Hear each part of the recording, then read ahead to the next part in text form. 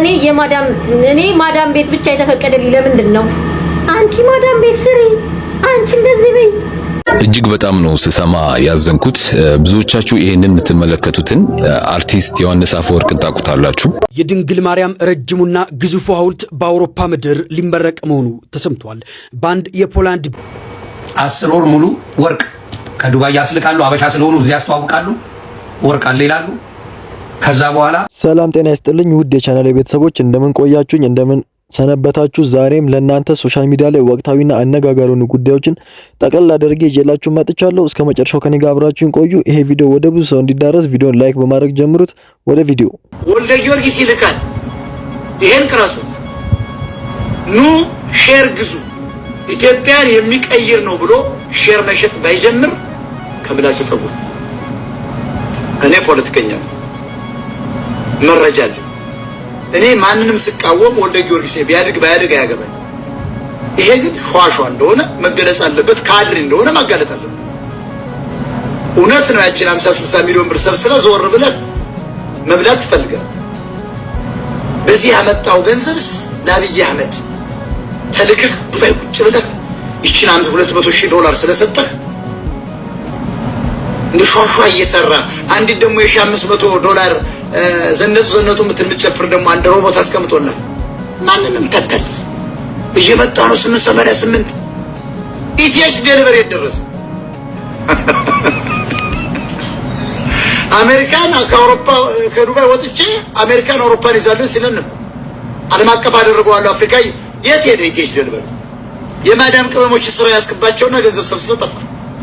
ትንሻችን ያስከና ሱቅ ከፈል አብይ የሰጠ መሬት 2 መሬት እኔም ነግረኛል፣ መረጃው አለኝ። እኔም ከመረጃው አምጥቻለሁ። አሁን ግን አጣራሉ። ሽጣው ሊሆን ይችላል ለኢንዱስትሪ ለምናምን ብለው እና ዳነች አበበ በዚያ ስም ሰጠዋል። ምን መሰላችሁ ኢትዮጵያ ውስጥ የሚደረገው? ከአዲስ አበባ ላይ 10,000-20,000 ካሬ ተወስድና ያን ውድ መሬት ያህል የኦሮሞን መሬት ያማራውን የኢትዮጵያን ጭቁን ህዝብ መሬት ተወስድና አሁን በካሬ $1,000,000 ነው። ያንን ሳሙና ፋብሪካ ሰራለው ነው ያለሱ ፋክቱ ልንገራችሁ። ለኔም ብለኛል። እንግዲህ ሞጣ ከ6 ወር በፊት ነበር ይሄን እየተናገረውና ብዙ ሰዎች ገንዘባቸውን ተበልቷል እየተባለ ነው።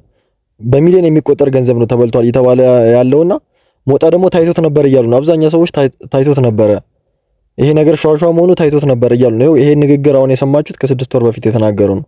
እና ወልደ ጊዮርጊስ የወሎ ሀብት ያካበተው በሸዋሸዋ ነው እየተባለ ነው። ሰሞኑን አጀንዳ የሆነው ወልደ ጊዮርጊስ ነው። የወሎ ሀብት ያመጣው በሸዋሸዋ ነው። ሞጣ ደግሞ እንደሰማችሁት ነው ከ6 ወር በፊት ለካድሬ ነው ምናምን እያለ ነው። 10 ወር ሙሉ ወርቅ ከዱባይ ያስልካሉ። አበሻ ስለሆኑ እዚያ ያስተዋውቃሉ። ወርቅ አለ ይላሉ። ከዛ በኋላ ያዛሉ። በተለይ ፈረደበት አሜሪካና አውሮፓ ያሉ መስኪኖች ሃይፋይ እንዴት ነሽ አሉ። ከዛ ይልካሉ። ደምን ባልቅሰው ወርቁ በስንት መከራ በስንት ጭቅጭቅ ሊሰጧቸው ይችላሉ። ስለዚህ አሁንም በማየው ወርቅ የምትሸጡ እህቶች ይሰማል፣ እናንተ ጋር ብዙ ጉዳይ አለ። ለምን? እኔ ቢዝነሳችሁ እንዳይበላሽ ስለምፈልግ እያንዳንዱን አውጥቼ ማስጣት እችላለሁ። የሚጠቅም ነገር የለው። ከስተመር ሰርቪስ በደንብ መስራት ካልቻላችሁ አበሻው ላይ ነው ብዙ ምን ታመጣላችሁ። ይህ ህዝብ ደግሞ በጣም ምስኪን ህዝብ ነው። ኦንላይን ላይ ምናምን አሁን እንደዚህ አሉ ብዙ የሚያጭበረብሩ እንደዚህ አይነት ጫማዎች ዴሊቨሪ ወዳላችሁበት ከተማ እንልካለን፣ እዛው ከተማ ላይ ሆኖም ዴሊቨሪ አለን ምናምን ቅድሚያ ገንዘብ አስገቡ ሲባል የሚያስገባ ህዝብ ነው እና ብዙ እነዚህ ራሱ ይበላል። የድንግል ማርያም ረጅሙና ግዙፉ ሐውልት በአውሮፓ ምድር ሊመረቅ መሆኑ ተሰምቷል። በአንድ የፖላንድ ቢሊዮነር ወጪ የተሸፈነውና እንዲሁም ደግሞ 182 ጫማ ቁመት ያለው የድንግል ማርያም ሐውልት ግንባታ ተጠናቀው በነሐሴ ወር መጨረሻ ላይ ለምረቃ እንደሚበቃ ተነግሯል። ይህ ሐውልት በአውሮፓ አህጉር እጅግ ትልቁና ረጅሙ የድንግል ማርያም ሐውልት እንደሆነ ተነግሮለታል። የግንባታው ወጪ ሙሉ በሙሉ የሸፈኑት ታዋቂው የፖላንድ ባለሀብት ሮማን ካርኮስኪና እንዲሁም ደግሞ ባለቤታቸው ግራዚና መሆናቸው ለማወቅ ተችሏል። ፕሮጀክቱ ላለፉት 4 ዓመታት ሲያከናውኑ መቆየታቸው ነው የተነገረው። ታዲያ ይህ መንፈሳዊ ሐውልት በሀብትና በስልጣን ላይ ትኩረት በሚደረግበት በዚህ ዓለም ውስጥም የሰዎችን አእምሮ ወደ ላቀ መንፈሳዊ እሴትና እንዲሁም እምነት የሚያነሳሳ አርማ እንደሆነ አስተያየት ሰጪዎች ገልጸዋል። ታዲያ እናንተስ ስለዚህ ረጅሙ የድንግል ማርያም ሐውልት ምን ትላላችሁ? ሀሳባችሁን አጋሩ። እኛ በዚህ ጉዳይ የምንለው ይሄ መሰራቷን ለከተማው ውበት ነው፣ ጸጋ ነው፣ በረከት ነው እና በጣም ደስ ይላል። ይሄ ነገር ነው ሀገራችን ውስጥ ራሱ ይሄ ሐውልት ቢሰራ በቃ እኔ በጣም ደስ ይለኛል በበኩሌ። ምን ይመስላችኋል? እስቲ ሐሳባችሁን ኮሜንት ላይ። ይሄ እኮ ውበት ነው፣ በረከት ነው፣ ድምቀት ነው፣ ብቻ ይለያል እና እኔ ወድጄዋለሁ እኔን ሐውልት እጅግ በጣም ነው ስሰማ ያዘንኩት። ብዙዎቻችሁ ይሄንን የምትመለከቱትን አርቲስት ዮሐንስ አፈወርቅን ታውቁታላችሁ። በተለይ አላዳንኩሽም በሚለው ፊልሙ በብዙዎቻችን ዘንድ የሚታወቅ የሚወደድ ከ30 ዓመት በላይ በመድረክና በፊልም ስራ ላይ ትልልቅ ስራዎችን ሲሰራ የከረመ የኖረ ታላቅ አርቲስት ነው። ከዚህ አርቲስት ጋር በተገናኘ ግን አሁን የሰማሁት ነገር በጣም ስላሳዘነኝ ግዴታ መረባረብም ስላለብን ነው ይሄን ቪዲዮ የሰራሁት። እንግዲህ ይሄ አርቲስት በስራ ላይ ያለ ባጋጠመው አደጋ የዳሌ አጥንቱ በመሰበሩ ምክንያት በዛ በተሰበረበት ቦታ ላይ ብረት ተገጥሞለት ላለፉት 6 ዓመታት በሙሉ በዛ መንገድ ሲኖር ነበር። ነገር ግን አሁን ያ ብረት የደም ዝውውሩን በመዝጋቱ ምክንያት ለከፍተኛ ችግር በመጋለጡ ወደ ተሻለ ሕክምና መሄድ አለበት ብለው የሕክምና ቦርድ ወስነዋል። ለዚህም ሕክምና የሚውል እስከ 600 ሺህ ብር የሚደርስ ገንዘብ አስፈልጎታል ማለት ነው። እንደምታውቁት አሁን አርቲስቶቻችን እንደዝናቸው አይደለም ህይወታቸው ማለት ነው የአብዛኛዎቹ። በዚህም ምክንያት ይህንን ብር ማግኘት ባለመቻሉ እየተቸገረ እንደሆነና እኛ ኢትዮጵያውያን ልንረባረብለት እንደሚገባ ነው ጓደኞቹ እየተናገሩ ያሉት። ስለዚህ ይህንን የመድረክ ፈርጥ የሆነ ታላቅ አርቲስት ወደሚወደው ሙያ እንዲመለስ ሁላችንም ከጎኑ ሆነን ለሕክምናው እንድንረባረብ በምታምኑት ፈጣሪ ስም ጠይቃለሁ። ይህንን ቪዲዮ በፈጠራችሁ አምላክ ኮፒ ሊንክ፣ ሪፖስት፣ ሼር እና ላይክ ያደረጋችሁ አድርሱለት። ፈጣሪ ጨርሶ ይማርህ። አመሰግናለሁ። ፈጣሪ ጨርሶ ይማረው። ኢትዮጵያውያን በዚህ አንታመም። የሆነ ሰው ተቸገርኩ ታመምኩ ሲል በጣም መረባረብ ላይ በጣም ጎበዝ ህዝብ ነውና ይሄው እዚህ ጋር አካውንቱ አለላችሁ፣ ያቅማችሁን አግዙ ትላለው። ፈጣሪ ጨርሶ ይማረው። እኔ ማዳም ቤት ብቻ የተፈቀደልኝ ለምንድን ነው? አንቺ ማዳም ቤት ስሪ፣ አንቺ እንደዚህ በይ። ምን ነው ለኔ ብቻ ነው እንዴ የማዳም ቤት? ውጭ ለኔ መስራት አይፈቀድም? የውጭ ስራ እኔን አይመጥነኝም? ምን ነው ዛሬ መተው ይሄን ያክል መናገር? ምን ነው ዛሬ ይሄን ብል? እኔ ብቻ ነኝ እንደ ሰው የምሳደበው?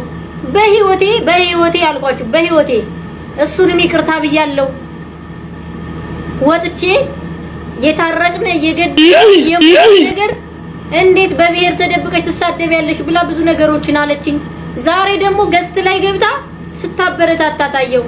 ይሄው አንቺን አስታካ እየሰደበችኝ ነው ለምንድን ነው ብዬ ስናገር እሷን ገብታ ሜንሽን አድርጋ ጎበዝ ነው ያለቻት። ለምን እኔ እንድጠፋ እንደተፈለገ ባላቅም የተባበሩብኝ ሰዎች ስላሉ እንደዚህ ያደረገቻት እኮ ተብሎ ሲነገራችሁ ተናግራ ነበረ እንድትሉ ፈልጋለሁ። ሶሊያና ተናግራ ነበረ። ለምን ተይ አላላችኋትም? እናንተ ትልልቅ አይደላችሁ? ለምንድን ነው ተይ የማትሏት? ስማችሁን ሜንሽን እያደረገች ትናገራለች። ለምንድን ነው ተይ የማትሏት ብላችሁ እንድትመልሱላት ነው የምነግራችሁ። እኔ ልጆቼ ተሰድበው አልተዋትም። ሱመያ ገብታ ትናንትና ተናግረሻል። ዛሬ ምን አለች? አስታርቁኝ ብላ ለመነች ተባልኩኝ። ብለምናት ደስ ይለኝ ነበር ግን አልለምናትም። ሱመያ ሚዲያ አውቃታለሁ። ይኸው ካናዳ የምትኖር ልጅ ገብታ ደውላ እንጃ ታረቁ ብላታለች ይመስለኛል። ለምን እኔ ለልጆቼ እኔ እያለሁላቸው ልጆቼን እንዲሰደቡ አልፈልግም። ነገ ለምን እንደ በቃ በየቀኑ አዳዲስ አጀንዳ ኢትዮጵያ ውስጥ ህዝቡ እኮ የራሱን ህይወት መኖር አልቻለም። አሁን እቺ ልጅ ማናት ምንድናት? ከማን ጋር ነው የተጣላችሁ ራሱ? እስቲ በቀጣይ ቪዲዮ ይዤላችሁ ልምጣ። ከማን ጋር እንደተጣላችሁ ወይስ አትፈልጉም? ኮሜንት ላይ ንገሩኝ።